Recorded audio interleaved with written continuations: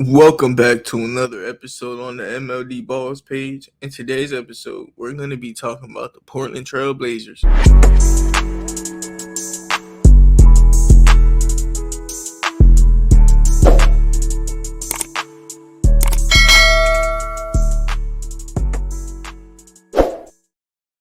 All right, so like I said, in today's episode, we're going to be talking about the Portland Trailblazers.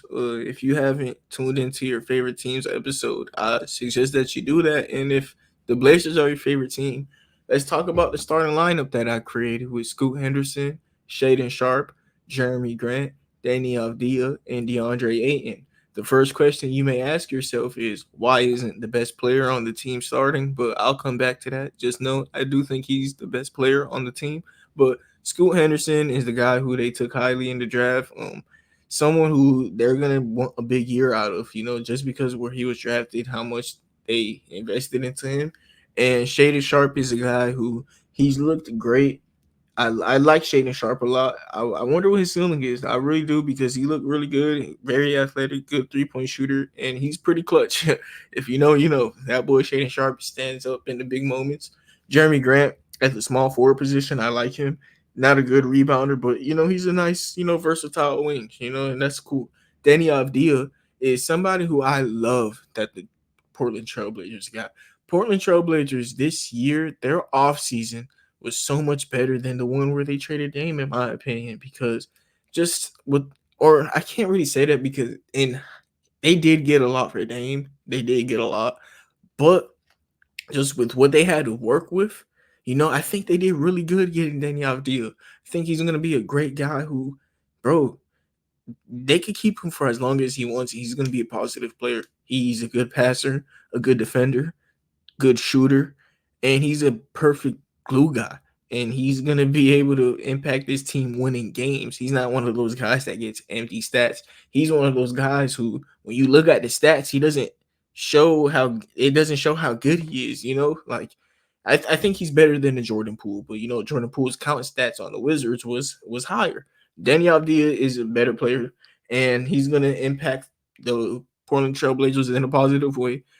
DeAndre Ayton, DeAndre Ayton, cool player. We're gonna start him mainly for PR reasons, and DeAndre Ayton's not that bad. DeAndre Ayton, he was beasting on the boards. I'm not gonna lie, he was grabbing crazy rebounds, and he's not a bad player. It's just Donovan Clingan is somebody who I'm very high on. Robert Williams also is. DeAndre Ayton is just in a crowded center room with two guys who are my guys, like if I was to make like a my guys list, like my personal, people that I'm high on, Donovan Clingan and Robert Williams would be on those lists, and DeAndre Ayton, he is a good center though, but that's a good problem for a bad team to have so much, talent at the center position. Somebody, if they're hurt, it's going to be a real easy rotation of just two guys, But in a world where they're all healthy, maybe DeAndre Ayton does play some power forward next to these two guys because they're great defensively. Robert Williams, I think he should have won Defensive Player of the year that Marcus Smart won. And Donovan Clingan, I think he's going to come in and, maybe be a Defensive Player of the Year caliber defender one day. But right now, DeAndre Ayton might be better, but they have a lot of potential with that center group. Their forwards are getting better. They got Tumani Kamara, who's a solid wing. Jabari Walker, who's not bad. Matisse Thybulle, we know he's a grit. Yeah. Matisse Thybulle, we know he's a gritty defender who can play the passing lanes like a dog, crazy defensively. Added a better 3-pointer, but he still gets left open. But if he can knock him down, he's a very much a positive. Chris Murray's a good shooter. Dupe Reith is even a solid player. Delano Banton, this Blazers team has a lot of talent and is gonna win a little bit of games. I do think that this team is not gonna win a lot, but they have a lot of talent, man. It's going to be one of the funner teams to watch, but no one's going to be watching them. Everyone on this team has a role. Everyone on this team could get minutes. Everyone on this team has an impact to this team, which is a fun thing to have. And it's going to come down to what decisions do they make with the coaching. Closers, I do think Anthony Simons is your best player. If you want to close out games and we're actually trying to win, if we're trying to win basketball games as a coach, the starters, I just put it like that. I don't know what the Blazers are going to do with the starting lineup. I really hope they don't start Simons and Scoot together. Like, this is the team that, all right, a big reason why I think that the small guard backcourts don't work is because of the Blazers. I was watching basketball enough to see the Lillard and CJ McCollum duo be a very good duo, but it just always had a ceiling to it. So, like, why would I keep Anthony Simons and Scoot Henderson when I saw like the best versions of both of them didn't, do anything? And it wasn't because of their talent. It was just because the two backcourts of small players just didn't work. Why keep it, But the Blazers, they traded Damian Lillard and put themselves right back in that position. And I don't think they should just start those two together. It hurts both of them. Like let both of them be separated from each other a little bit. And in the closing lineups, when I want to win games, I'm putting my best player in. Anthony Simons, I feel like he would be cool with coming off the bench. Probably harder to do it behind Scoot. When you were doing it behind Dame, it's cool and all. But behind Scoot, really? All right. Maybe Scoot's the one that comes off the bench, right? Yeah, he should be the one that comes off the bench. Maybe it is Scoot, and this closing lineup is really just what the starters are going to be. And Anthony Simons closes out games, elite prolific shooter, one of the best shot creators in the league, in my opinion. He just doesn't play that many games, but Anthony Simons is really good. Shaden Sharp, amazing, like we talked about earlier, great young player, and he's super athletic and can shoot threes. So having that court is going to be a nice thing to win games with Jeremy Grant defending next to Denny Avdia. And Denny Avdia, he's going to close out the possessions more than Jeremy Grant. He didn't. All right, last year, the Blazers had a weak power forward rebounding wise. This year, they will have a better power forward rebounding wise. And this year, the Blazers small forward is going to be a good rebounder. Jeremy Grant at the power forward position is a bad rebounder, but at the small forward position, he's all right. I said all that to say that's basically what I'm saying. At power forward, Jeremy Grant is a bad rebounder. At small forward, he's okay. Danny Avdia is a good rebounder at the power forward position, and then Robert Williams and Donovan Clingan. I just love that to close out games defensively. Like DeAndre Ayton, I feel like that was his problem with the Phoenix Suns, to be honest, was just closing games. He's a good player, but you would want more of a defensive piece at the center position, because 2-pointers the easiest basket, and DeAndre Ayton, he lets it up sometimes, but I could also see DeAndre Ayton being in the closing lineup. I'm not crazy, but I'm just saying, me personally, Robert Williams is not a bad option. That's why I think he might get traded, because he's such a good option that it might cause problems. One of these centers, maybe one of them get moved, but this center room is crowded. DeAndre Ayton, yeah, he might be the one that gets the most minutes, though. They got a nice rotation of Scoot, Simons at point.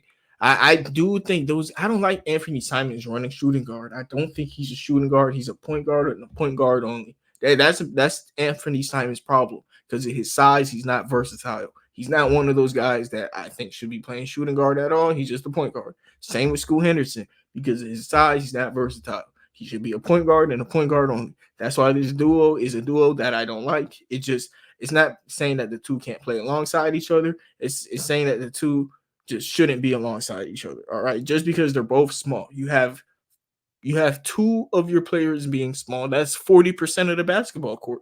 There's only 5 players. And if 2 of them are small, almost half of the basketball court are small players on your team. You know, you can deal with one at a time. It's cool.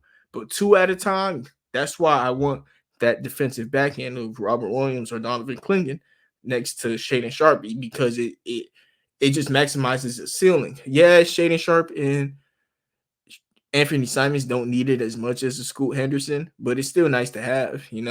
But with Anthony Simons and Scoot Henderson minutes, you got to have Donovan Clingan or Robert Williams next to them. I just feel like Even Robert Williams is a small center, like that's kind of why having Donovan Clingan is a huge get for the Blazers. And before we talk about him, I want to talk about some of these reserves because, like I said, Duke Reith is when he was a rookie last year, I believe, and as a center, like a power forward, I think he could turn into for this team, and that's a good thing because he could play center, but he could also play power forward. And a big problem I was talking about for this team is their size. So if they're moving someone that could play center to power forward, that means that he's, Duke Breeze is about like 6'9", I believe. I think he was a small ball center too.